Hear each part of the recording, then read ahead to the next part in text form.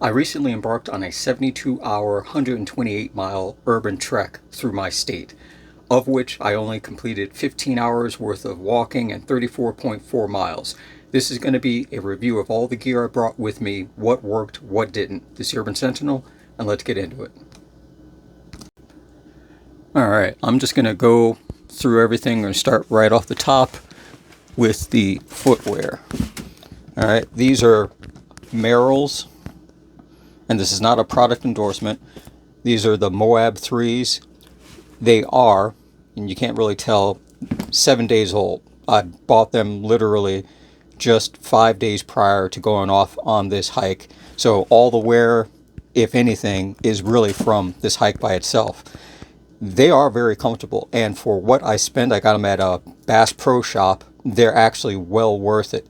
And the only issue that I had with them really wasn't the shoe itself. It was the placement of my ankle, specifically inside in relation to where the shoe laces up towards the top. I had to try to readjust and re-angle it so it didn't pinch as much as my ankle got swollen. But again, that's nothing to do with the shoe itself.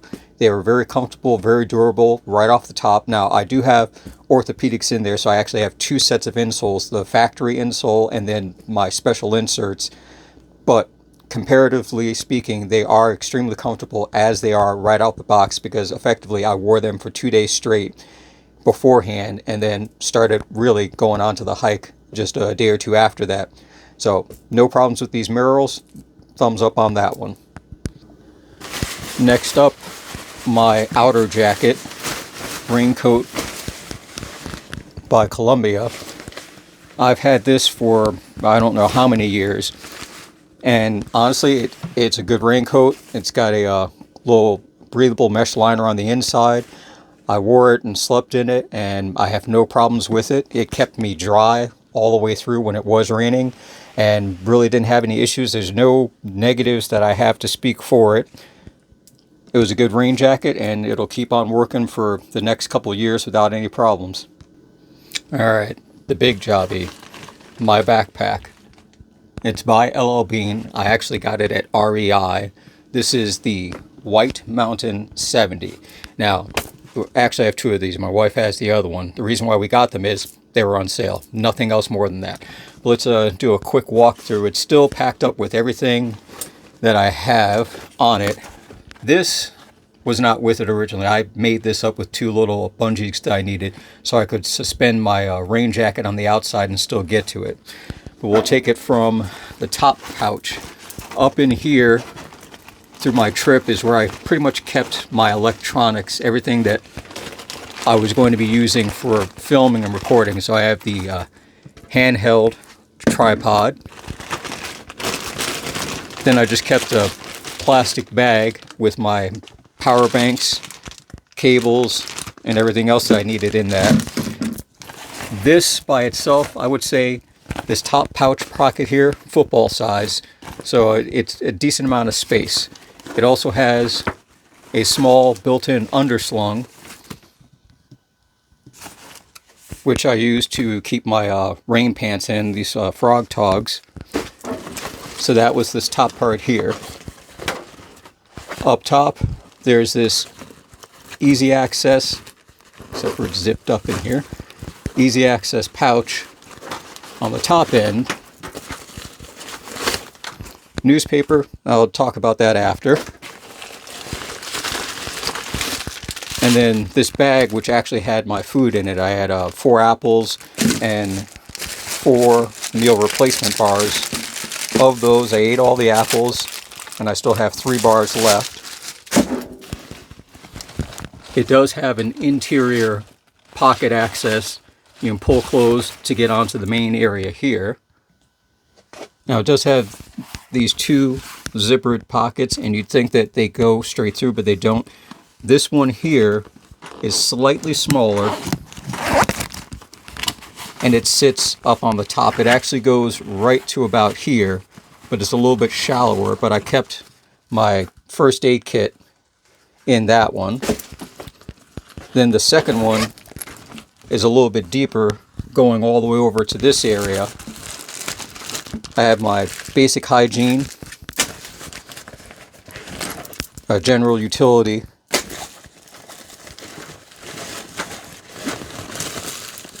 and some additional survival equipment just in case. Garbage bag, you know, pack it in, pack it out. So that's those pockets there. It has 2 large outside pouches. This was my emergency water, which 24 ounces. This still has the original water I put in it, and that is effectively what came out of one of these.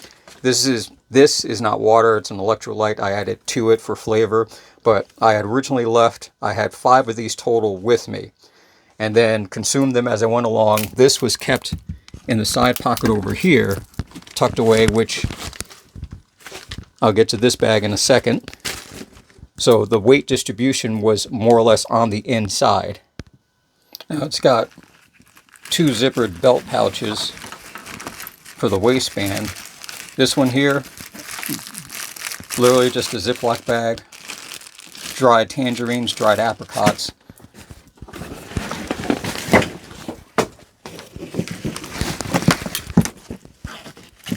And then this side here, I didn't keep much in it. I just had my actual itinerary plan handy as a reference.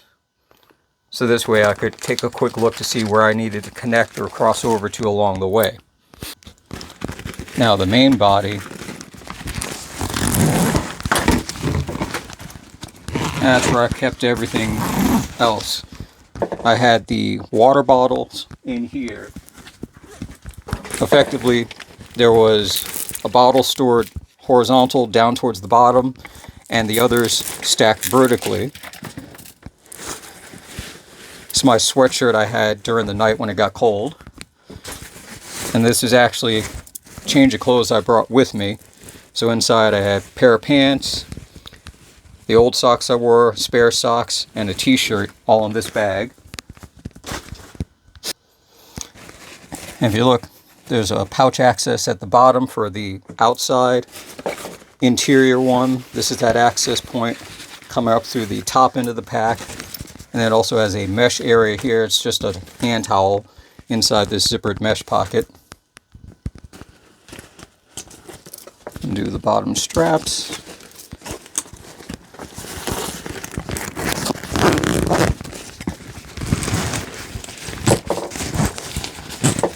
Alright. So my sleeping bag, which I have not unpacked yet, I have to take it out, put it outside, let it dry out and air out. It's a LL Bean Ultralight sleeping bag, good down to 20 degrees, which it's good. It's a mummy style bag. It did keep me very warm. And then my body bag, which I'll talk about after also. Now, the only, comparatively speaking, issue that I have with this pack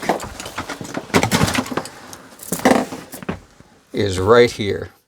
This, if you see this little set of ladder straps, is how you adjust the shoulder strap height.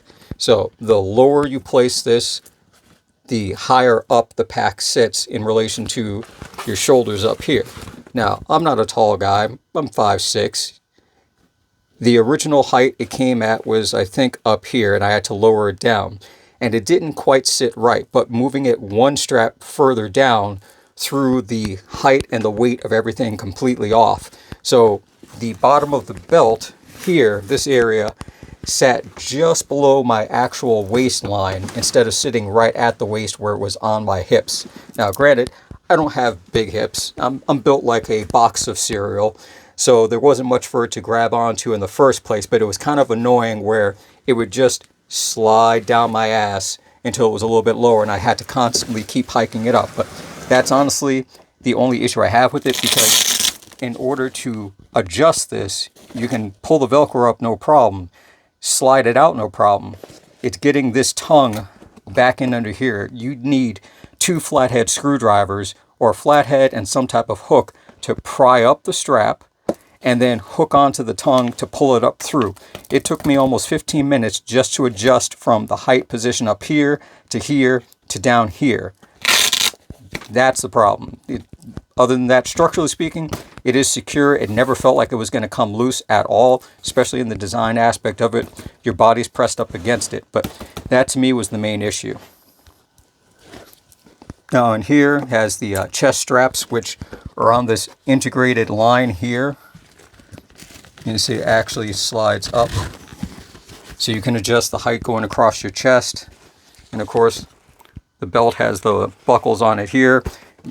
The padding was fantastic on it. I added this actually with this carabiner and to hold my gloves, which I lost one somewhere on a train, but you know, it is what it is.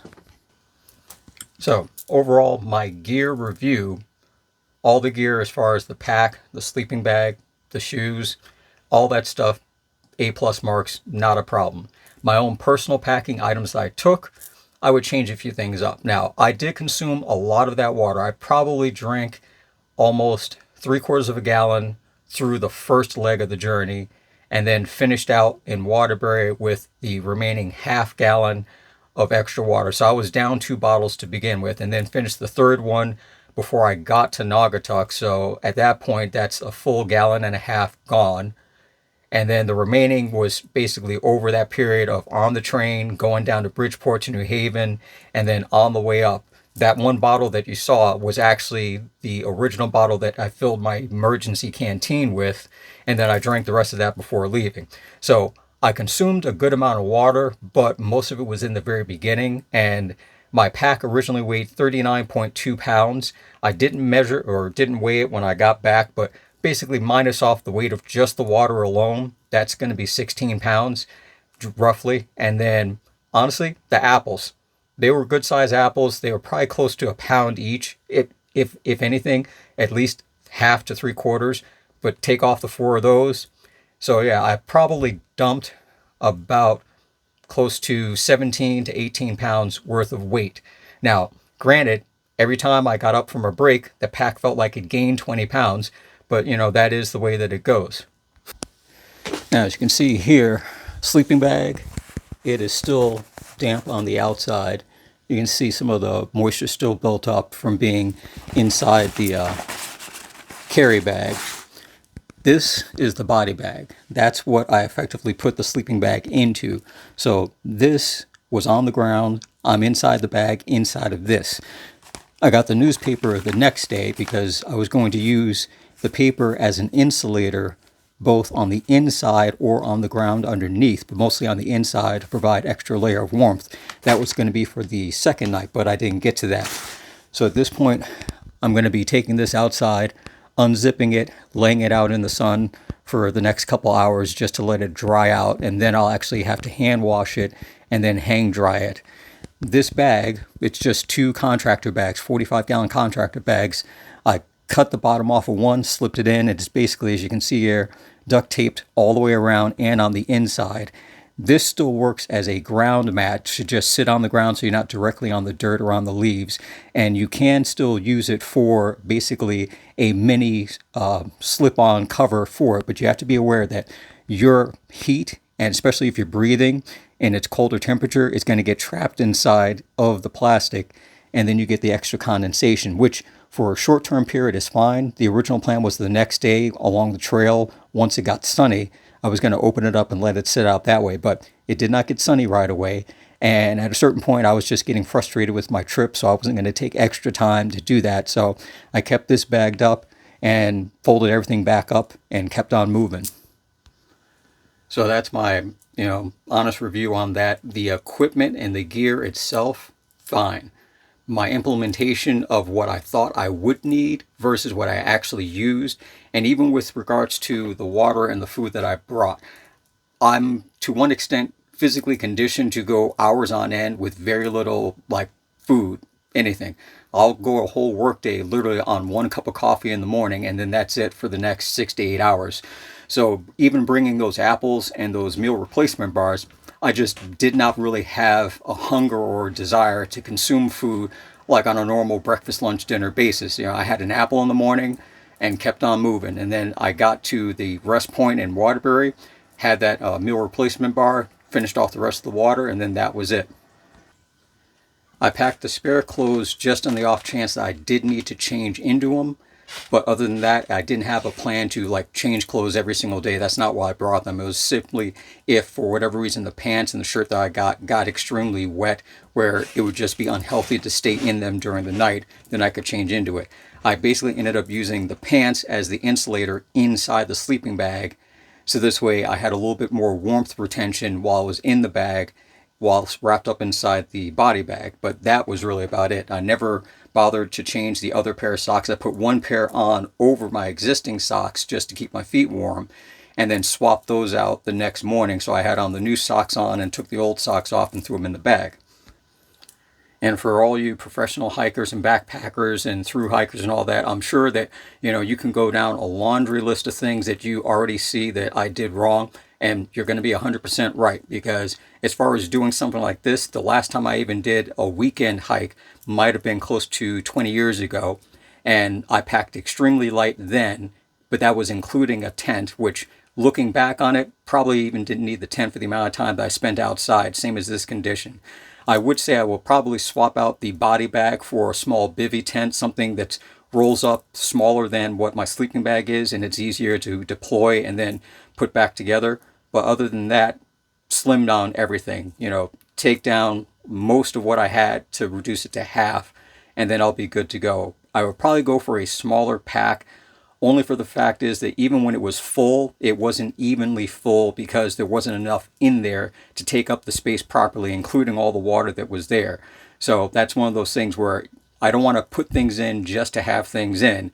So I would definitely do a smaller, not a 70 liter, but probably at least, 50, maybe even a little bit smaller than that, depending upon what the plan is. So if you haven't watched the review of my actual hike video, that's going to be in the end screen at the end of this video. You can go and check that out. Otherwise, check out whatever other video YouTube says on my channel you might like, and I'll catch you in the next one.